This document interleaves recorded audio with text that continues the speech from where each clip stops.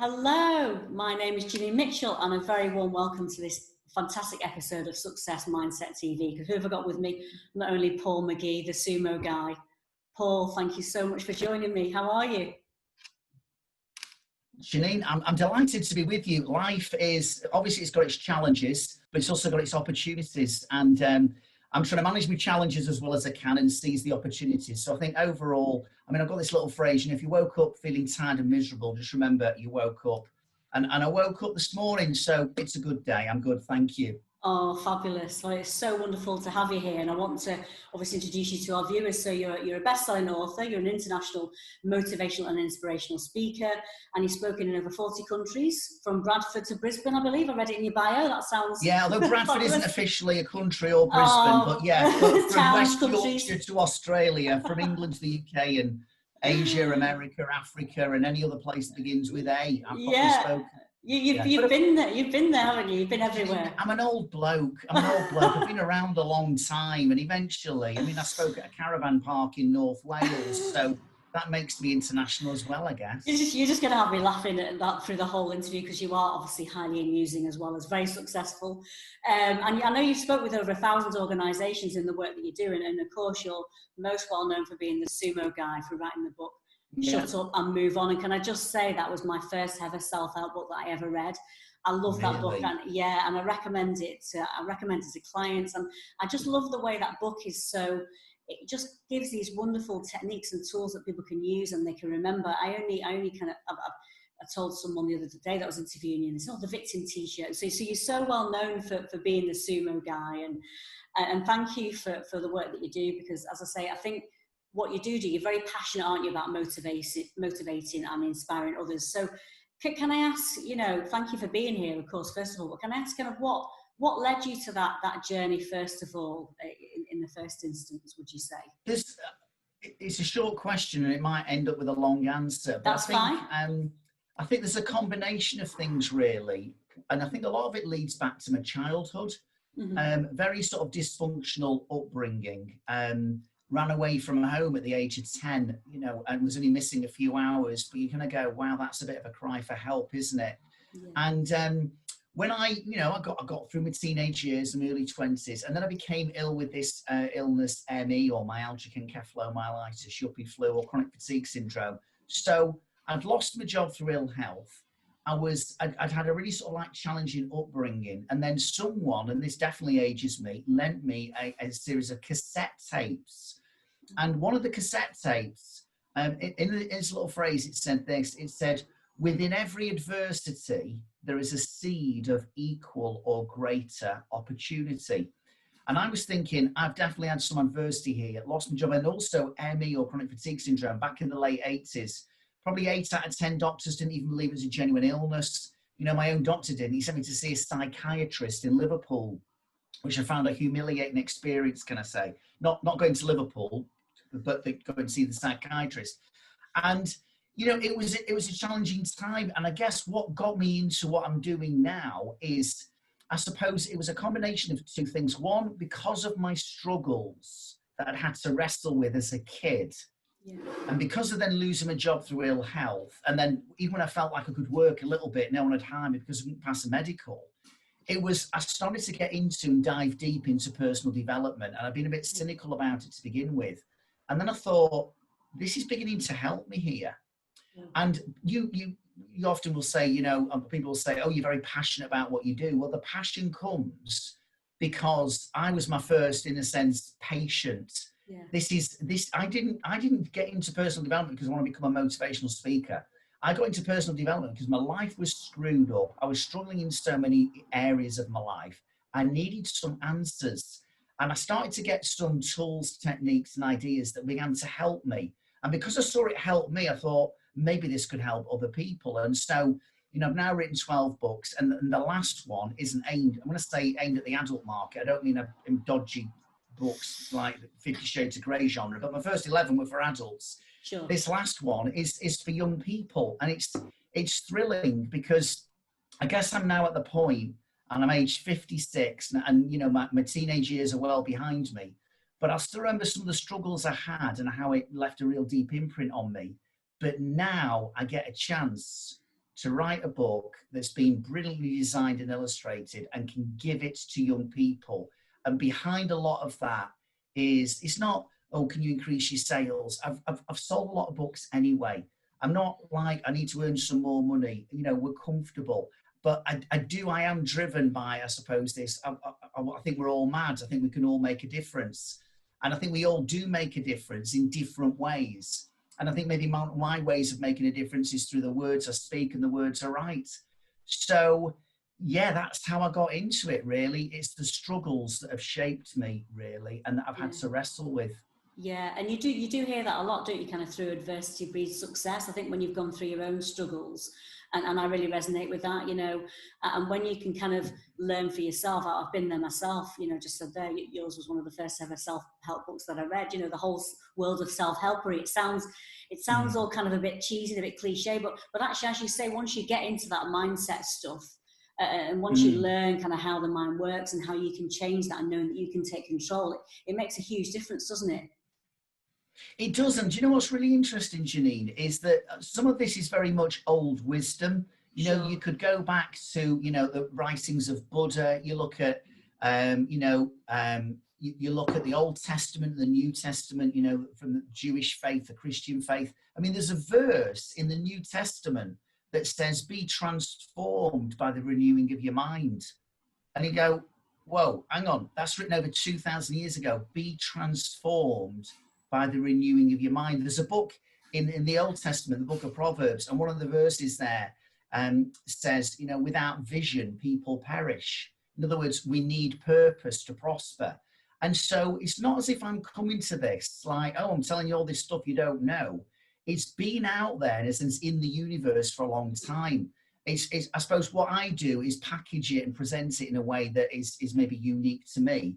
But also what's different is in 2005, when the Sumo book came out, the one you first read, you know, we're 15 years away from all the insights we now have through neuroscience and neuroimaging about how our brains actually work.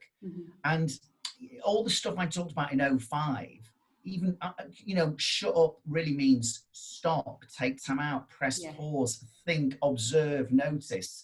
Since then, we talk about mindfulness. Well, someone said to me, well, yours was the first book I read on mindfulness. I went, it's not on mindfulness. I went, well, elements of it are, because you get us to stop and to notice.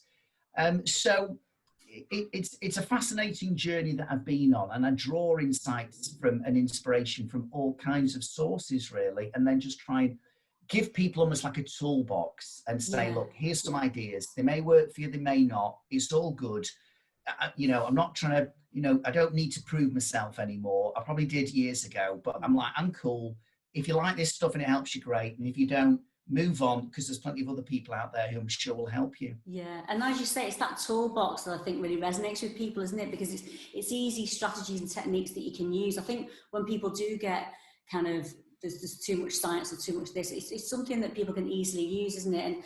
And as you say, kind of people will resonate, I think, with what you said there, weren't they? You came from struggles, you know, with your childhood, and then, you know, being diagnosed with an illness. I think a lot of people will resonate with that. And I suppose from what you're saying, having come from that background, it almost helps you get to a place, doesn't it, of where you are now, because it allows you to know from being, you know, right down in the doldrums, you can kind of, because people resonate with that who are listening, won't they, that you can actually make a change. I think, you like know, in all humility, I have had some successes, but I think if you just sort of like, here's when I worked with Sir Clive Woodward, here's when I worked with Dr. Stephen Covey, here's when I worked with Manchester City, here's when I did this stuff for Harrods. It's impressive on one level, and it's great. But I think, you know, share your struggles as well as your successes. And I'm a great believer in, you know, connect with your audience to begin with. And people want to know you've had success. Of course they do. Because if you're going, I've had struggles all my life and I still do have them, and I don't know how to get over them, then people are going to go, why am I listening to you? So yes, there is hopefully a credibility to what I do. And I think my material is even more relevant and more needed now than when I first wrote Sumo. Most definitely, the need is even greater. Yeah, and on that note then, because of course Sumo and all the books you've written since and all the support you give to people around the world, what do you think is the kind of the key successes to a successful mindset? Because mindset is what you talk about, isn't it? And how we can overcome. Yeah, there's a lot. Yeah, I mean, I use this phrase, besides God, if you believe in God, the most important person you're going to talk to is yourself. Mm-hmm. And I think it does start with that, is that we do have conversations with ourselves. And in my Sumo ideas, I talk about the need to develop what I call a bit of fruity thinking. Why do we need to be fruity in our thinking? Because I think we're often in faulty thinking, ways of thinking that harm us, that can hurt us, that increase your stress and anxiety and can decrease your confidence and your motivation. And and therefore, I want to give people some awareness, first of all. In other words, shut up, take notes, be aware, or stop, understand what's happening inside your head, that you are having conversations with yourself. You do have certain beliefs that you've not necessarily always consciously chosen. And you've got to ask yourself, so are those conversations, are those beliefs, are they good for me? Are they helpful, or are they hurting? And I just frame that as sometimes it's faulty thinking, but then giving people tools to develop fruity thinking. And I'm known for my 7 questions to help you sumo, because what I don't want to say is, come on, everybody, let's be positive. It's like, yes, but how? And my postcard with these 7 questions on, and people can always access them on my website, give people almost a framework to say, okay, when you're faced with an issue or a challenge, you need to think about the kind of conversation you have inside your head about that issue or challenge. Now, you might not use all 7 questions at once, but, questions like, okay, on a scale of 1 to 10, where 10's death or the end of the world, where is it? Well, some of the things that we've experienced have been close to an 8 or a 9 or a 10. I get that. But there's lots of things that actually deep down are only a 2 or a 3, but would turn them into an 8 or a 9. Another question to reflect on, is my response appropriate and effective? I'm a great believer in the power of reflection. And I think some people are very, very busy getting on with stuff. It's like, do. And it's like, well, no, stop, press pause. Was that the most effective response? And another question, which is constantly one I'm asking myself, how can I influence or improve the situation? Yeah. Because we can sometimes feel, life gives us a good kick in, and sometimes it does, and we don't feel we deserve it, and we probably don't. But no one ever said life would be fair. And sometimes life's a challenge, but you need some tools, and it's got to start with your conversations in your head, your mindset. Because if you go in, this is just the way it is, I'm not lucky, it'll never happen to me, I'm not good enough. Well, let me tell you, you're right, it won't. Besides God, if you believe in God, you are the most important person you're ever going to talk to. Yeah, and as you say, following on from that, it's that inner critic, isn't it? And if people kind of let that inner critic just kind of take over, they're not going to get anywhere, are they? So it's about, would you say it's about, like you say, someone said to you there, you were talking about mindfulness in your book, and before mindfulness was kind of a thing, really. So would you say it's about, I suppose from what you're saying, being more aware of that inner critic and raising your awareness, rather than, because I would say a lot of people are asleep, aren't they? They're walking around in what I call a BS, a big snooze, not taking control of this stuff. But I think once you can start to be aware of it and look at it in a different way, that makes a difference, doesn't it? I think that is the word you use, awareness, is absolutely vital. Yeah. And I think we do a lot on autopilot. The brain has been described as a lazy piece of meat that's always trying to save energy and take shortcuts, which it does. Yeah. Because going back to our prehistoric days, survival of not just the fittest, but the ones that actually had the energy to survive and could go days without eating. So we're almost like programmed to be lazy at times, if we like. And actually sometimes taking time out, taking time to take stock and to think and to reflect and to ask yourself those questions, that takes up a bit of energy. It'd be a lot easier just to go on the couch, get your bag of crisps and watch Netflix. But it's I do think, like being on this planet is an absolute privilege.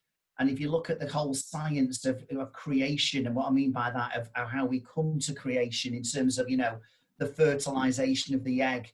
I don't want to get too graphic here, but there was millions of sperm released and only one made it to the egg. And that's why you're you. And therefore you think, wow, what about the millions that never made it? The millions that could have been you but weren't, but you are you. You got the opportunity, you got the privilege, you got the winning ticket. But now it's up to us, with the help of others, to go, how do I make the most of this opportunity? And I think often people don't think that way. They lack awareness. And in fact, sometimes putting a mirror to yourself isn't always a comfortable thing. you know, I talk about in my book, and I talk about it for the book I've got now for young people, is that sometimes you're going to wear a bit of a victim t-shirt and being a bit of a martyr. You play the BSE game, blame someone else, don't take responsibility. Whoa, I'm actually, people say, oh, I love your sumo book. Great, but I've got to be honest with you, within all the laughter and the little phrases I use and the cartoon figures, there is some very serious and some actually, I think, potentially challenging messages in sumo that not everyone is ready to read. Because when you say to yourself, look, who is the most influential person in your life? Whose opinions do you listen to more than anyone else's? The answer is you, not your parents, not your teacher, not your boss, not your partner. It's you. And that awareness can make people feel at times uncomfortable, which is why we can get easily lost in distraction, because we don't have to then face up to certain facts.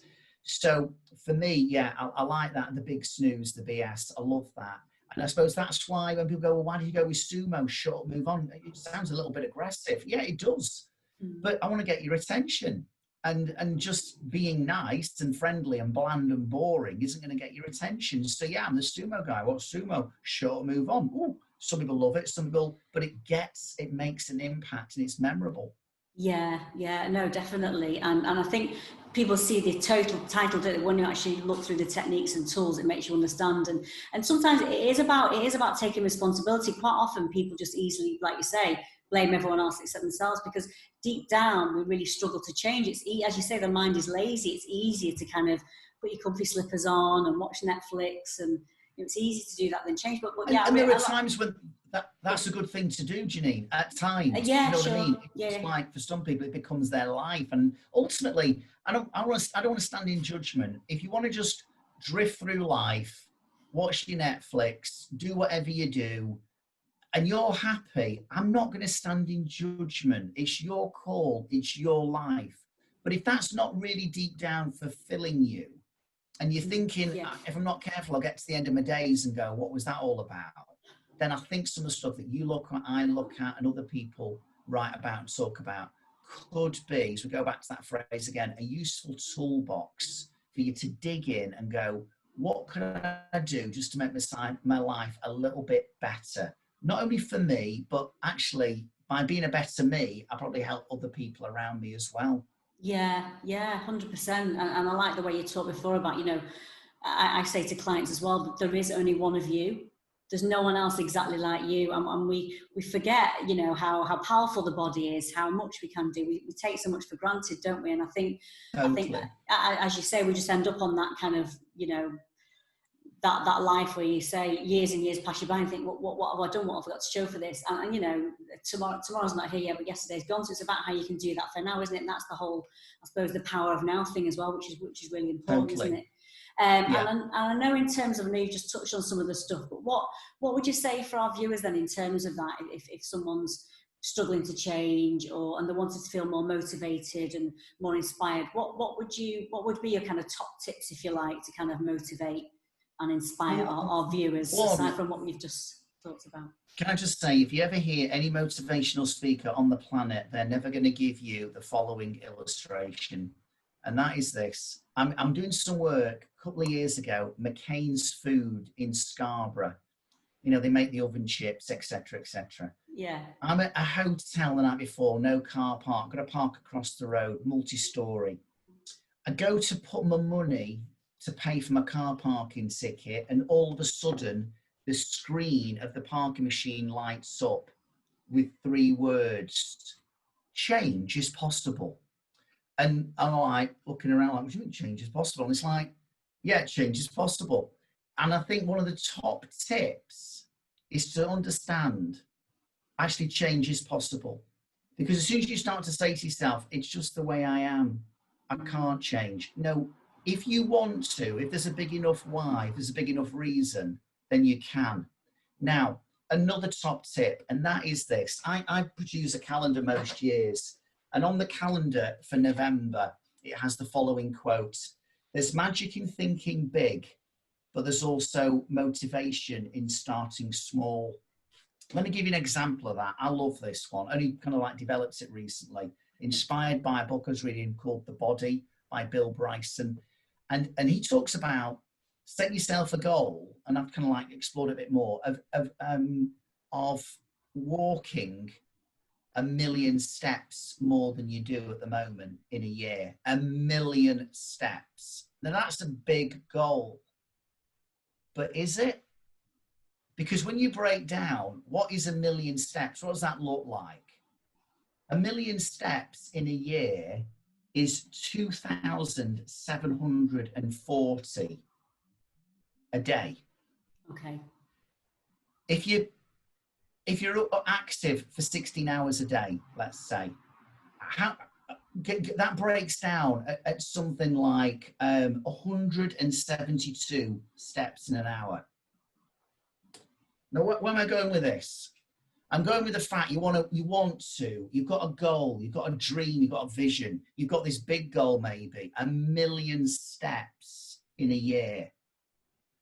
Break it down. What does that look like each day? Mm-hmm. What does that look like each hour? And all of a sudden you're going, is it possible you could do an extra 172, say, steps in an hour?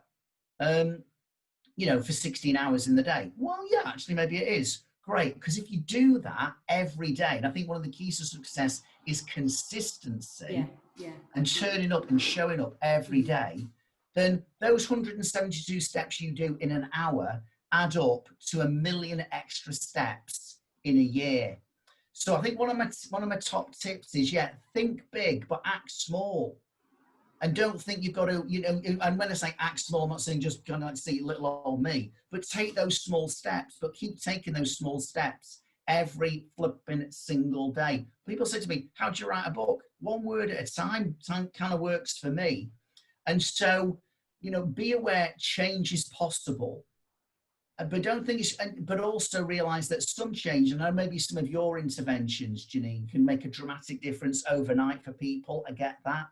But I think there's also another route to achieving change, which is actually small steps over time can take you to significant places. So there would be a couple of tips, plus little formula. In my book for kids, I call it the magic formula, and that is E plus R equals O. It's the event plus my response that influences the outcome. And sometimes we get bad outcomes in life, and we go, why'd you get a bad outcome? Because of the event. Because some of the people got the same event as you, they didn't end up the same outcome as you. Pourquoi? Because it's not E equals O, it's E plus R equals O, our response. Sumo in Latin means to choose. My mate Drew Povey, he's got this little phrase, every day is a choose day. CHOOSE.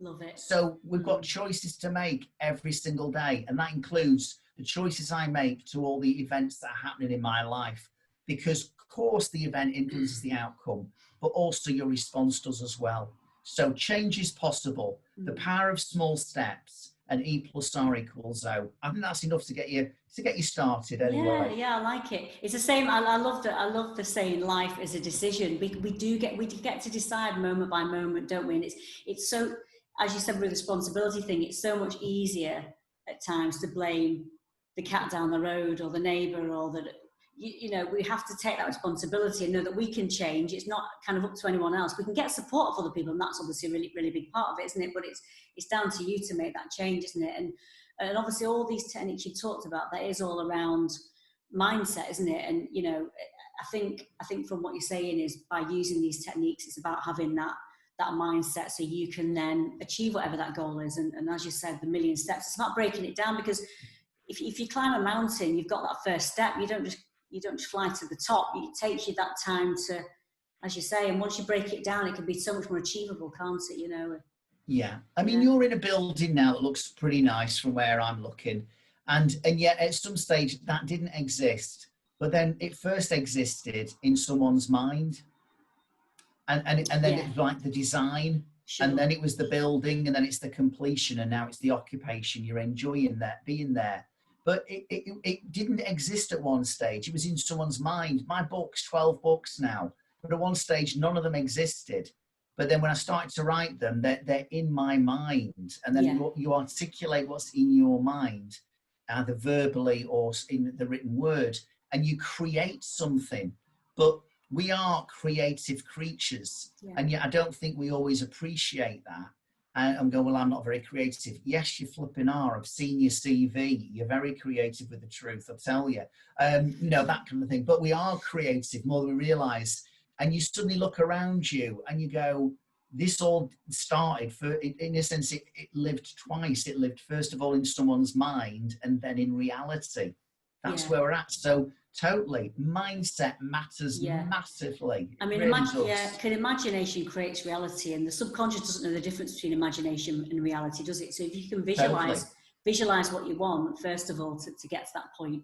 It's so interesting. I love talking about this topic because there's so many different facets to it, isn't there? And it's so many different facets for people to understand that once we start making those changes, small change, as you say, leads to big change, because Rome wasn't built in a day. It's about how you make these incremental steps. And as you say, consistency and showing up is so important, because people quite often say, don't they, I'm going to create this new habit, I'm going to go to the gym, I'm going to do this. You can't go to the gyms at the moment, I don't think.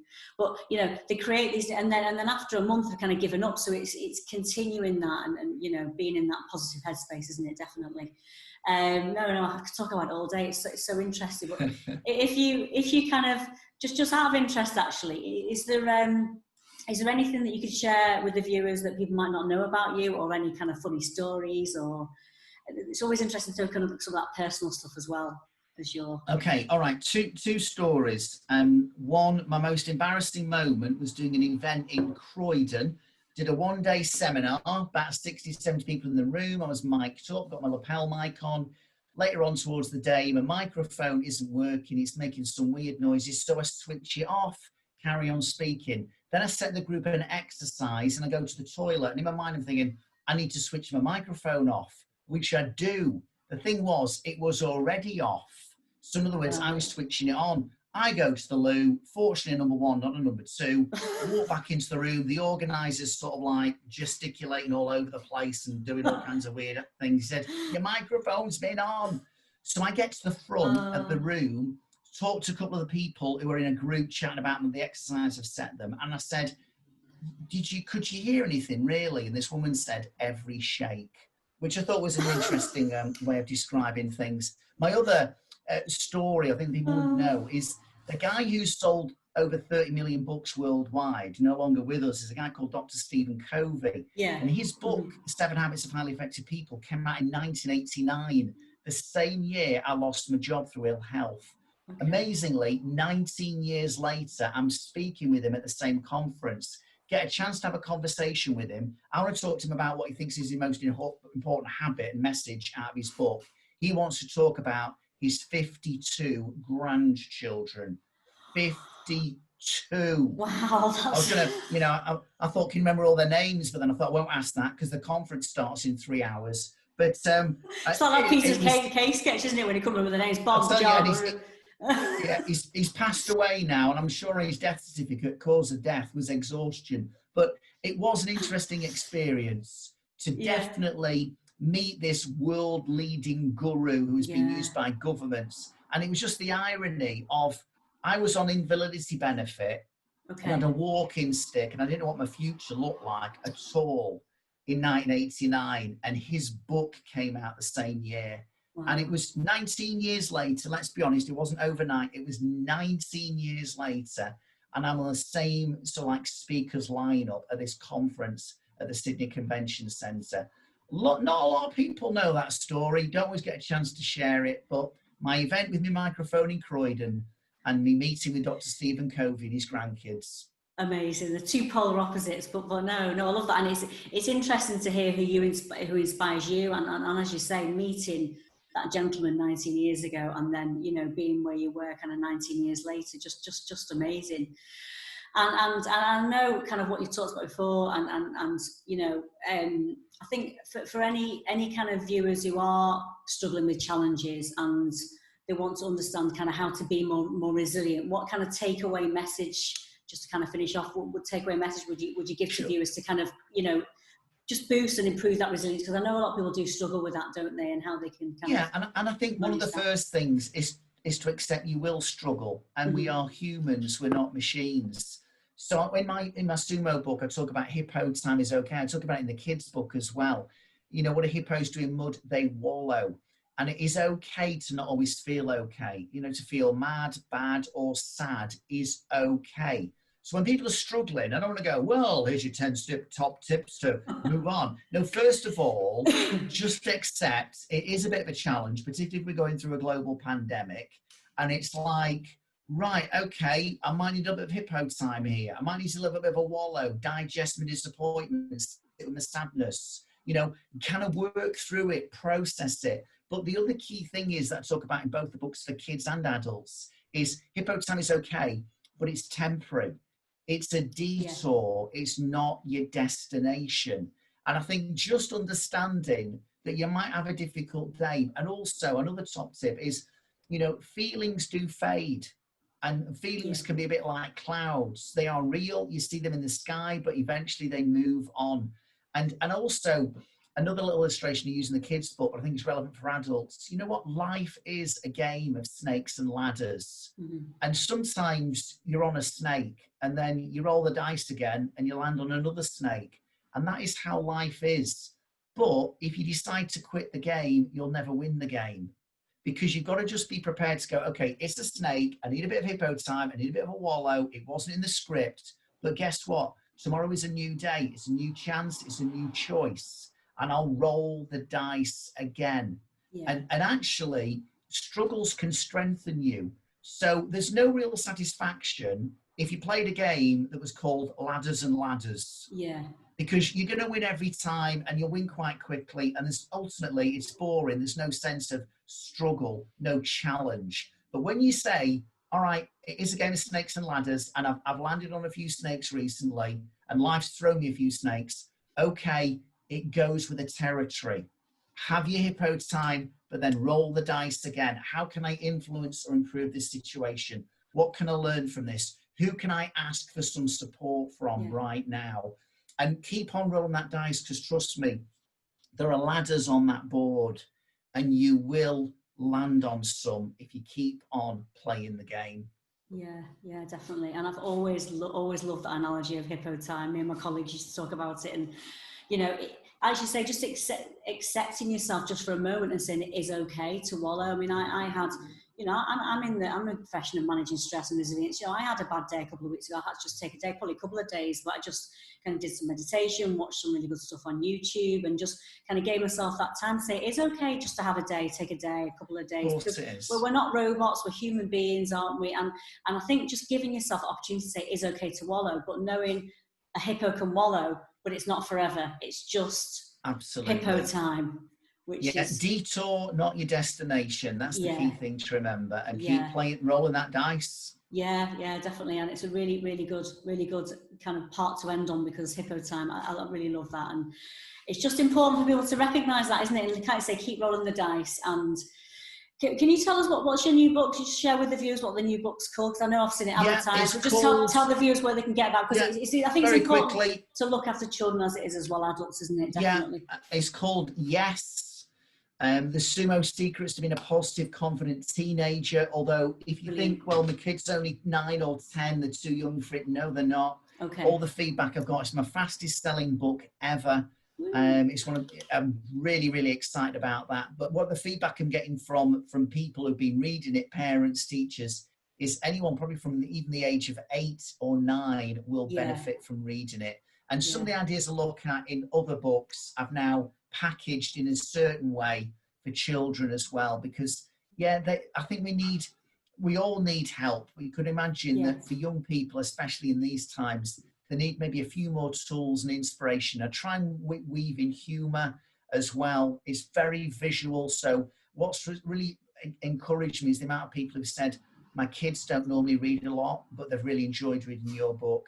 That was my goal. It wasn't just to give them good content, but to put it in a way that was really engaging and accessible. So yes, the Sumo Secrets to Being a Positive, Confident Teenager. Yeah, brilliant. And children are really struggling with their mental health now more than ever. So and I think when children are learning at that age, it just kind of sets them up moving forward as well, doesn't it? So brilliant. 100%. Yeah, they are tools for life. They're not just for the teenage years. Precisely, yeah. Yeah, 100%. Oh, Paul, listen, it's been an absolute pleasure having you with me today. Just thank you so much for joining me and sharing all these brilliant stories and ideas and everything with our viewers. It's been amazing having you with me. Thank you so much. It's been a pleasure. Thanks Thank for you. the opportunity, Janine. Oh, you're more Thank than you. welcome. Thank you. See you soon.